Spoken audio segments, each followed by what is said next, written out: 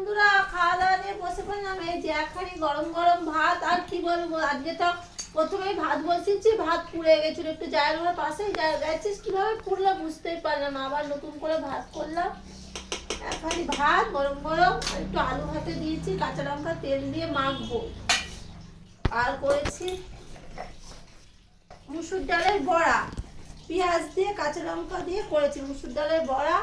হচ্ছে আলু ভাজা, অল্প অল্প করেছি আজকে। আর করেছি এই যে চাল কুমড়ো কড়াইশুঁটি বড়ি দিয়ে করেছি চাল কুমড়ো ছেচকি। আর করেছি এভাবে দিনে কোনটা দিনে ডিমের মাপলেট। আর করেছি পাতলা করে মুসুর ডাল টমেটো আলু দিয়ে।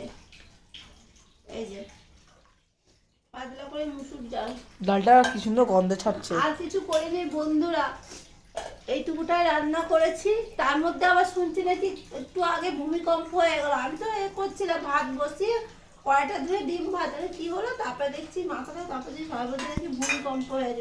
আমি বলছি হয়তো জ্বরটা হয়েছে, ওই জন্য হয়তো মাথাটা ঘুরছে। তারপরে শুনছি নাকি যে ভূমিকম্প হয়ে গেল। ঠিক আছে বন্ধুরা, রাখছি। আর কি করবো বলুন, গরিব মানুষ, এই রান্না। ঠিক আছে, রাখছি, টাটা।